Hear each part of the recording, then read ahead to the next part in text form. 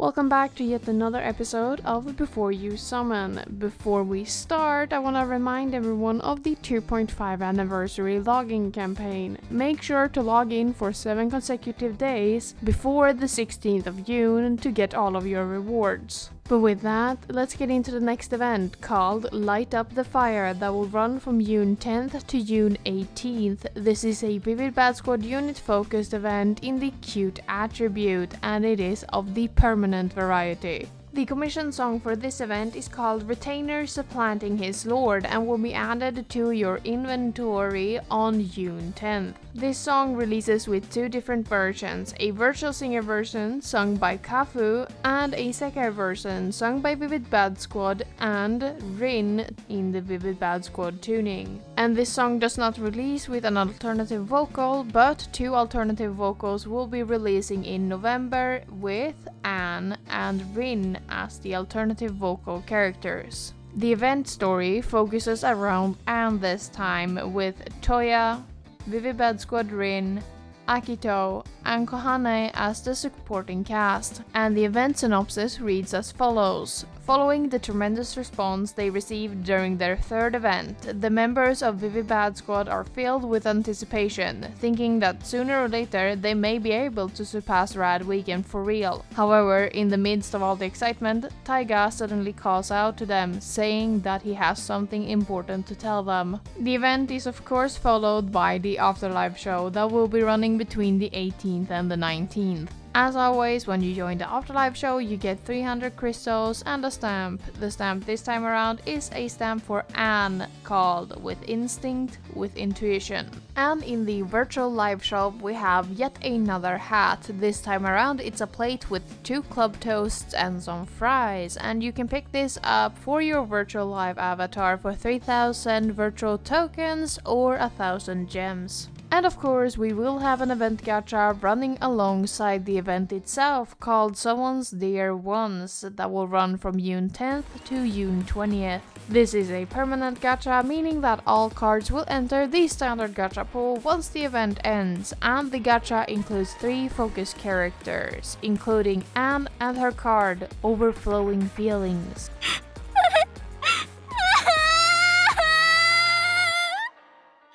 This is a scorer skill card with the skill name Those Stairs will turn into flowers, and a scorer skill card will grant you a 100% score bonus for 5 seconds at level 1. Anne's unique costume is called Spirit of Love and will come with both a unique accessory only wearable by Anne and a universal accessory wearable by everyone once they unlock the costume.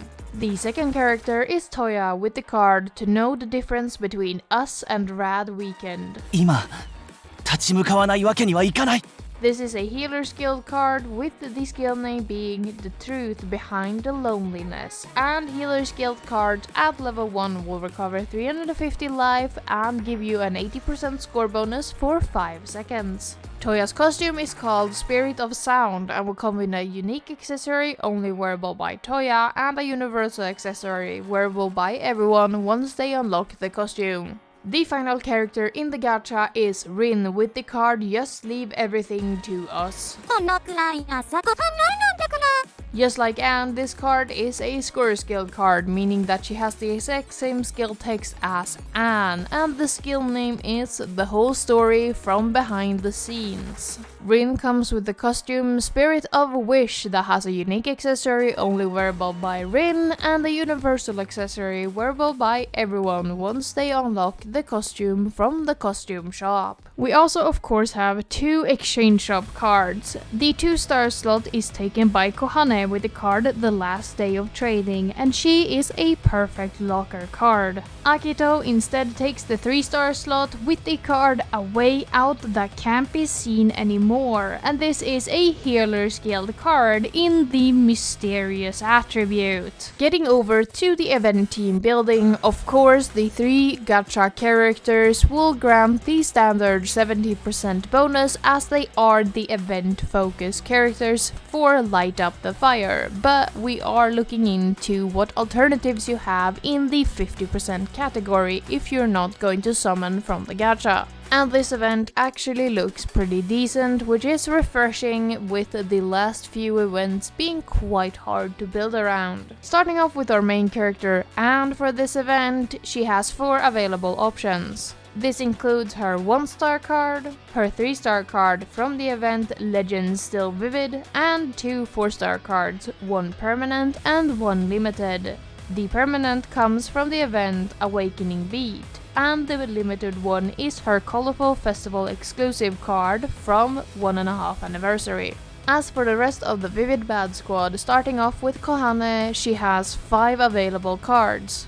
This includes her 2-star card from the event Same Dreams, Same Colors, her 3-star card from the event Find a Way Out, and 3 4-star cards, 2 permanent, 1 limited. Her limited 4-star card comes from the event Beyond Prayers, the Tomorrow We Wish For, and her permanent ones comes from the event Awakening Beat and Power of Unity, respectively. Akito, on the other hand, matches Anne with 4 available cards in the 50% category, including his original release 2-star card, his 3-star card from Close Game Offline, and a permanent 4-star card from The Power of Unity, and as an extra bonus we have his Happy Birthday card from the first year as a 50% option. And the final member of the band, Toya, keeps up appearances and also has 4 available options. This includes his 2-star card from the event shop Stray Bad Dogs, his 3-star card from the release Celebration Gacha, and 2 limited 4-star cards, sadly. The first one being from the Wows for You Dressed in Pure White, and the second one being from the event Close Game Offline. This leaves us with the Virtual Singers, and this time around it is a unit focused event, meaning that all 6 of the Virtual Singers can give the 50% bonus as long as they have the Vivid Bad Squad unit tag and the correct attribute, being cute this time around. This also means that all 6 of them can grant the 40% bonus if they're still in the correct attribute but instead have the Virtual Singer tag. And this time around there are 6 available cards with a 50% bonus from the Virtual Singers. These include Len's 2-star card from Period of Nocturne, Rin's 2-star card from Scream Welcome to the Wolf Forest, Meiko's 3-star card from Cherry Blossoms Across Sekai Interconnecting Our Feelings, and Len's 3-star card from the event exchange shop The Bout Besides You. And 2 permanent 4-star cards, the first one being Meiko's card from Awakening Beat, and the second one being Kaito's card from Power of Unity. As for cards with a 40% bonus, there are also 6 available options, including Miku and Kaito's 1-star card, the Yellow's Tailor from 7 Deadly Sins for Luca, the Happy Anniversary card for Kaito from first year, the Happy Anniversary card for Luca from second year, and finally the Colorful Festival Len from 2.5 anniversary. And this selection is quite astonishing, and I think it is the first time in Project Sekai history we can say that Virtual Singer is the strongest option out of everyone. Seriously, why are there so many cute Vivid Bad Squad Virtual Singers? Hello? But of course there are 2 asterisks I need to point out for this event. The card Countdown to Christmas, that is Kohane's 3-star card, has not yet entered the standard gacha pool, as it will do that in July. And the 2-star Rin from Scream Welcome to the Wolf Forest just entered the standard gacha pool with this event. And it is also worth mentioning that Akito's 3-star card from Close Game Offline entered the standard gacha pool with the Hidden Circus gacha in March, so if you haven't summoned since then, he is also off limits. This means that if you did not play during Scream Welcome to the Wolf Forest or the event Find a Way Out, you will not have the 3-star Kohane card or the 2-star Rin card. But despite this, I think most people should be able to put together a 250% bonus team, as there are 6 available 3 stars and 5 available 2 stars. Amidst these, you also have 3 different virtual singers and all of Vivid Bad Squad being covered in at least one of the categories.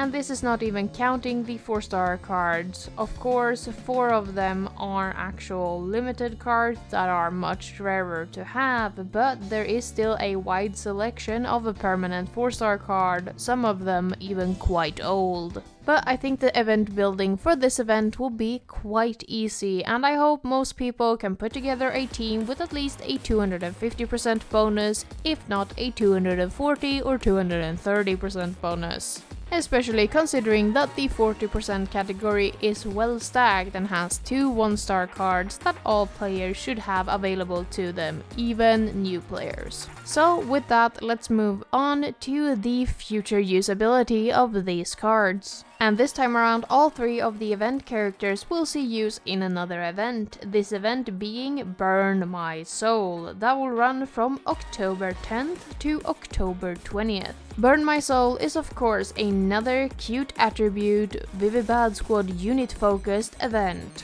But in the gacha is Akito, Kohane, and Luca as the 70% bonus characters. This means that Rin, Toya, and Anne are all only available with a 50% bonus for this event. This means that all 3 of the cards have higher gameplay value, as they are not available with a higher event bonus if you were to summon from both Light Up the Fire and Burn My Soul. As for the exchange shop cards, Akito will not see any future use as far as we can currently see, but Kohane will see use during the event On Your Feet that will run from August 10th to August 19th. On Your Feet is a pure attribute Vivid Bad Squad Unit Focused event with Akito, Toya, and Kohane as the gacha characters, meaning that Kohane is available with a 70% bonus if you were to summon from On Your Feet. This means that the exchange shop card from Light Up the Fire has lower gameplay value if you decide to summon from On Your Feet, but I still think you should pick it up as an alternative if something happens during summons or you're not planning to summon from the event On Your Feet, as the 2-star card is still a good available option to have for your event team building. And of course, all of the cards from the gacha and the exchange shop will see use during Vivid Bad Squad's Arkender event Break Down the Wall that will run from the 9th of January to the 21st of January. It is quite nice seeing all 3 gacha characters usable in a future event, but I don't have much more to say about the future usability. So let's move over to the future limited costumes of these characters. Your alternatives for new limited costumes for Rin, Toya, and Anne is actually quite scarce this time around. Rin is the first one to get another costume, though this time in the Nycore 25 unit in the event Let Your Song Resound Throughout the Sekai. This event will run from August 31st to September 8th and will include Miku, Luca, Rin, and Len. This is followed by Anne and Toya's only new limited costumes that will come from the event Whip the Wimp Girl. This event will run from April 30th to May 7th and includes Toya, Anne, and Kohane as the limited characters. Toya is of course also the representative for Vivid Bad Squad in the Sanrio event, and if Sanrio were to come to the global server, since Sega is allergic to announcing anything in advance, it would come on December 5th and run to December 19th, and as always include Miku, Saki, Emu, Airi, Toya, and Enna. As for rerunning gachas for these characters, it doesn't look much better. We do of course have the rerun of Graceful Marriage this month between the 14th and the 24th. Graceful Marriage also has its second rerun already confirmed for February 2025. Then we have Cyber Snipe rerunning in mid-August, the second rerun of A Crew That Walks Together in late November, Romantic Bride Gacha rerun in late December, Lion Dance first rerun in early January, Imperial Soldiers first rerun in early March, and then the first rerun of Fluttering Mermaid or 2.5 anniversary in early April. And the final rerunning event we will see is the naive voice that carries out to you in late April. So you definitely have more options for rerunning gachas when it comes to Anne, Toya and Rin than you have new limited costumes. But it's still not an amazing cast of gachas available, and they are very scattered across many different months. So with that, we arrive at the final question. Should you summon from the gacha someone's dear ones, and should you participate in the event Light Up the Fire?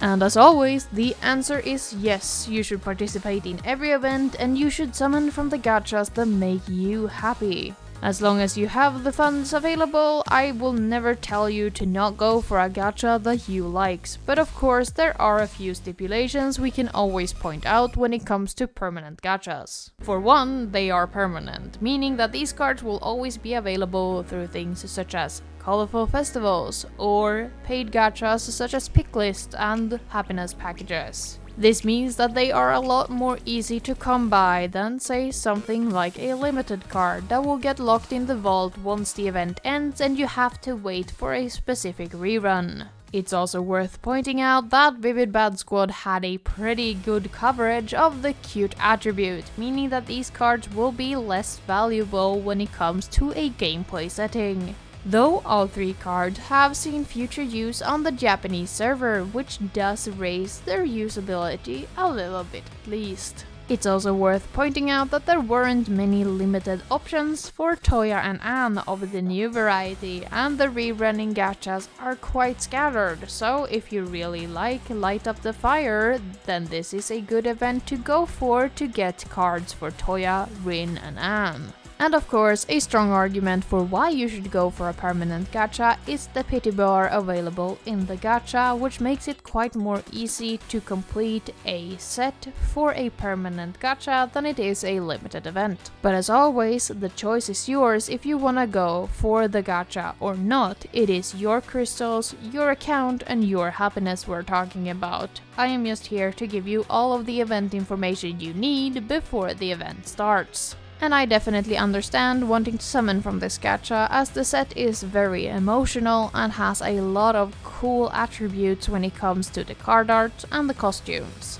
But with that, I don't have much more to say, so please down in the comments, what do you think about this set? Is it good that this event is not a happy event considering what the story is about? Are you going to summon? Are you going to tier? Or are you going to skip this event and are waiting for something else, like an unmissable Spirited Affair at the end of the month?